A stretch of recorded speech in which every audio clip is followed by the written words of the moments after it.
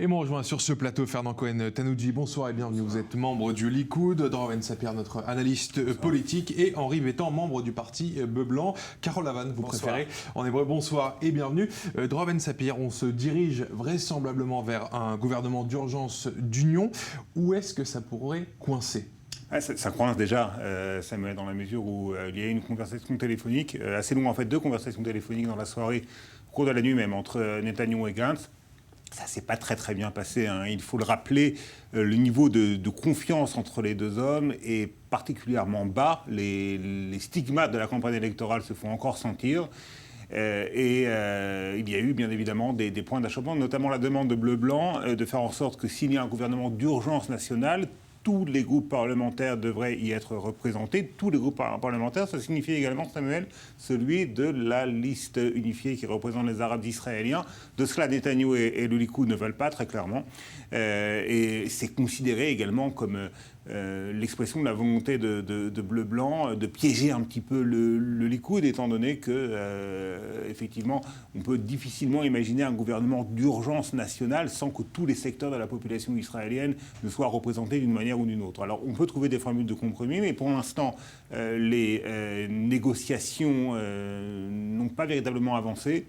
Il n'y a pas de rencontre prévu, ne serait-ce qu'entre Netanyahou et Gantz ou entre les négociateurs des 2 partis. Et puis, il y a une petite heure, Benny Gantz s'est fendu d'un communiqué dans lequel il réitère son soutien à l'idée d'un gouvernement d'urgence nationale, mais que pour l'instant, les propositions émises par son parti n'ont pas reçu de réponse véritable de la part du Likoud. Donc on n'avance pas vraiment, alors que la pandémie de coronavirus commence à se faire sentir très durement en Israël. Messieurs, il n'y a plus le choix aujourd'hui. On fait face à une menace énorme du coronavirus. Il va bien falloir surpasser ces différends pour s'unir. J'aimerais vous entendre, Henri Vétan. Bien entendu, sur le principe, il n'y a pas de problème. Alors je suis surpris d'entendre les informations de votre spécialiste, mais je ne doute pas qu'elles sont fiables puisqu'il les a vérifiées. Néanmoins, sur le principe, il n'y a aucun problème. C'est en fait un appel sous les drapeaux. On parle de gouvernement d'urgence et non pas d'union nationale. Il s'agit de répondre à un problème donné, grave, pour autant qu'on le sache. Donc, on imagine bien qu'en Israël, ça a une autre dimension que dans d'autres pays. Parce qu'il ne s'agit pas seulement de la population, il s'agit aussi de nos forces armées. Et il n'est pas question qu'ils soient touchés d'une manière ou d'une autre par telle ou telle épidémie. Vous imaginez un peu les conséquences. Donc je pense que c'est une très bonne idée que de faire appel aux 3 généraux, 3 Ramat-Kalim qui ont gouverné les forces d'Israël pendant des années, qui les ont amenées au niveau où elles sont, parce qu'effectivement, on aura besoin de leurs compétences. Cela étant, c'est un gouvernement d'urgence et il ne faut pas qu'il y ait de confusion, ni dans les idées, ni dans les politiques. Et effectivement, s'il s'agit d'un mandat très strict s'agissant de ce virus ou de cette crise internationale qu'il faut gérer sous tous les volets, volet économique, sécuritaire, s'entend au sens large du terme, sécuritaire, c'est-à-dire et le volet sanitaire et le volet bitachon, armé.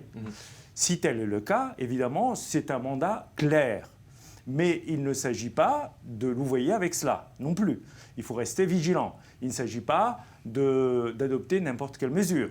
Il ne s'agit pas d'adopter n'importe quelle loi. Donc, je me résume, s'il s'agit d'un gouvernement d'urgence, bien entendu que oui, évidemment, sans hésitation. En tout cas, autant que je sache, c'est l'attitude de mon parti. S'il s'agit d'autre chose, s'il s'agit de composer je ne sais quelle spéculation... C'est-à-dire que vous soupçonnez Benyamin Netanyahou de vouloir profiter de la situation pour tirer profit... Disons les choses clairement, je ne soupçonne rien du tout. Il faut que les choses soient précises et claires. Parce qu'il en va aussi de l'intérêt national. Il en va aussi de la clarté du débat national. On va écouter la réaction de Fernand Cohen-Tanoudji. Alors, la clarté en fait, du débat national, elle est évidente pour tous. La première chose, c'est l'intérêt supérieur du pays. Et pour ça, il est évident que Benyamin Netanyahou a décidé de tendre la main à Benny Gantz pour ce gouvernement d'urgence. Et c'est une excellente chose. Le Likoud respecte évidemment les électeurs de Carole Lavanne. La seule chose, c'est qu'il ne faut pas tomber non plus dans une vraie problématique liée à s'associer avec un parti politique arabe qui nie l'existence de l'État d'Israël comme État juif, qui a fait durant toutes ces dernières années, qui a montré que son intérêt n'est pas l'intérêt premier de l'État d'Israël, mais des intérêts qui sont étrangers.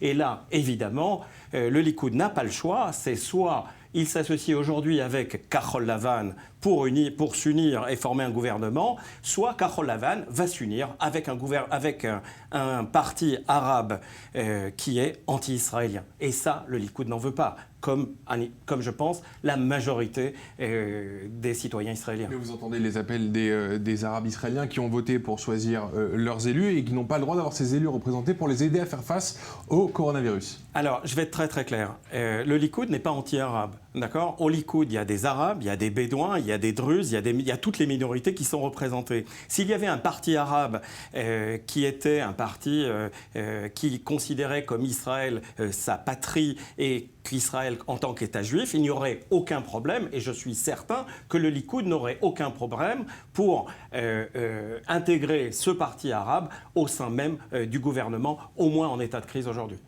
Donc vous voyez qu'il y avait nécessité d'éclaircissement même sur ce point-là. Je dois dire, il faut le répéter, qu'il ne s'agit nullement d'une participation des listes arabes au gouvernement. Et il s'agit du même soutien dont a bénéficié le Likoud des listes arabes pour dissoudre la Knesset. Ils ont voté en même temps que le Likoud. Là, le Kahol Lavan demande aux listes arabes de s'abstenir de voter avec le Likoud. Cette fois-ci, il ne s'agit pas de participation gouvernementale.